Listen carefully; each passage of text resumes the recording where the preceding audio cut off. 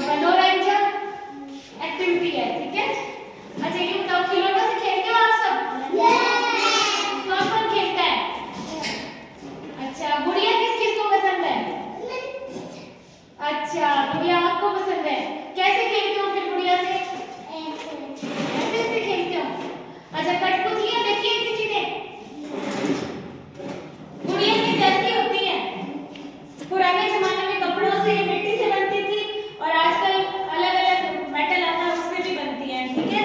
तो आज आपको मैं एक कठपुतली का शो दिखाऊंगी जिसमें आपको क्या शिक्षा मिलती है। आप बड़े गौर से देखना, समझना। फिर मैं आपसे क्वेश्चन पूछूंगी कि आपने किस चीज के टॉपिक के बारे में, किस विषय के बारे में देखा, ठीक है। एक छोटा सा प्रोग्राम है कठपुतली का जो आप सभी देखो। सबको दिखाई दे रहा है? नमस्कार। एक अनुमान है कि भारत के ग्रामीण क्षेत्रों में प्रति व्यक्ति प्रतिदिन करीब 55 लीटर से अधिक पानी की खपत होती है। पीने और खाना बनाने के अलावा इसमें नहाने, कपड़े और बर्तन धोने जैसे काम शामिल हैं। फिर यहाँ से निकला अपशिष्ट जल जाता कहाँ है, किस रूप में जाता है और इसका नुकसान क्या है? इन सवालों का हल है तरल अपशिष्टों का प्रबंधन। अरे ये बिजली को भी अभी बोलना था। क्या प्रबंधन के बारे में बता रही थी वो? पता नहीं। अरे जाओ जरा घूम के आओ, हमेशा टीवी के सामने चिपके रहते हो। और हाँ, लौटते समय कुछ सब्जी लेते आना। वाह वाह देवी जी वाह, काम करवाना है तो घूमने जाने का सलाह देती हो। ला, लेकिन मैं एक बात साफ साफ बता देता हूँ, मैं ये भाटा लेकर नहीं आऊंगा। अरे रोज रोज एक ही सब्जी खिलाती हो।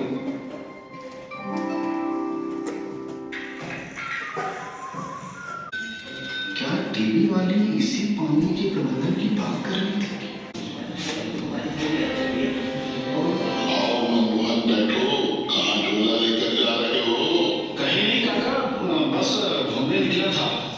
लौटते समय सब्जी लेकर जाना है इसलिए झोला रख लिया। अच्छा आओ बैठो। काका एक बात बताइए, जब आप लोग बच्चे थे तो गांव की गलियां कैसी थी? ऐसी पक्की सीधी सड़क तो नहीं थी, लेकिन हाँ गलियों में इतना पानी नहीं फैला जाता था। एक मंदाखन सबके निस्तारे तालाब और बंधा दरवाज से हो जाती थी तो घर में पानी की कम जरूरत पड़ती थी। अब पहले सबके पास गाड़ी भी थी तो घर का पानी गली में आने के बजाय पानी में जाता था। हाँ पहले सिर्फ 2 कुएं थे, उससे सब लोग सिर्फ पीने का पानी ही लेते थे, बाकी काम तो तालाब से चल जाता था। हाँ भाई, जैसे जैसे लोगों की जरूरत बढ़ती गई वैसे वैसे व्यवस्था भी बिगड़ती है। हाँ काका, आज ही टीवी पर तरल अपशिष्टों के प्रबंधन के बारे में देख रहा था, वैसे ही बिजली गुल हो गई। हाँ, उस दिन मैं भी पंचायत गया था तो अहलिया दीदी आई थी, वह भी इसी तरह की बात कर रही थी और कह रही थी कि इस पर सब गांव वालों से बात करेंगे। अरे वाह, ये तो बढ़िया बात है। वो देखो अहलिया दीदी अहलिया दीदी, ओ अहलिया दीदी। क्या बात है भैया, आप आवाज लगाए? अरे दीदी, हम लोग पानी और उससे होने वाली गंदगी के बारे में बात कर रहे थे तो अजय ने बताया कि आप भी कुछ इसी तरह का काम कर रही हैं। हाँ मनोहर भाई, पानी या किसी भी तरह के अपशिष्टों का निपटान हमारे लिए आज एक समस्या है, लेकिन हमको इसे संसाधन में बदलना है। ये कैसा होगा बेटी? होगा दादा, तरल अपशिष्टों के प्रबंधन से। ये क्या है और कैसे होगा, उसकी जरूरत क्यों है? बाज है, एक साथ इतना सवाल। खैर, तुम्हारे आखिरी सवाल का जवाब पहले। भूजल को रिचार्ज करना आज हमारी बहुत बड़ी जरूरत है और ये तरल अपशिष्टों के प्रबंधन से हो सकता है। साथ ही इससे स्वच्छता के स्तर पर भी लाभ होगा। ये काम हम लोगों को घरेलू और सार्वजनिक स्तर पर करना होगा।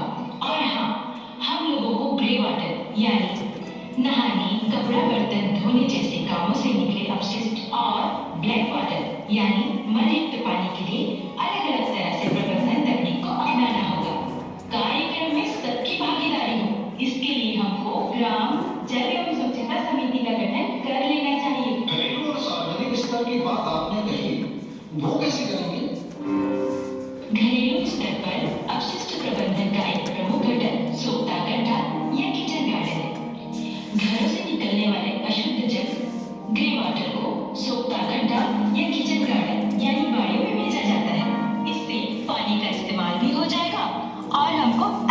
सब्जी भी मिल जाएगी।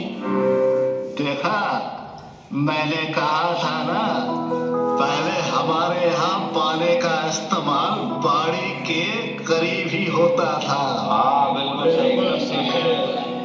सही कहा दादा, हमारी बहुत सी पुरानी व्यवस्था बहुत अच्छी थी।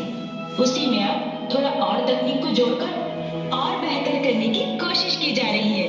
दीदी, आपने तो घरेलू स्तर पर निपटान के बारे में बताया, और सामुदायिक का?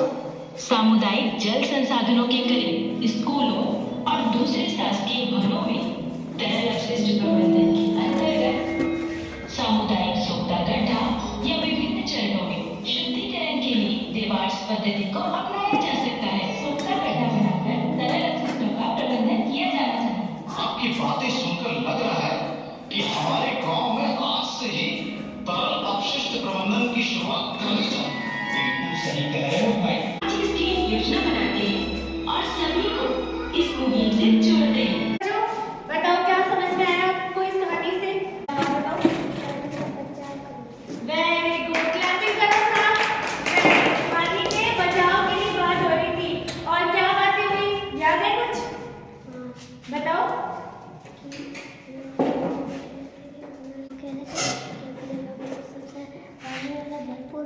जो पानी हम घरों से वेस्ट पाते हैं ना, गलियों में, नालियों में, तो उसका संरक्षण करने की बात हुई, ठीक है?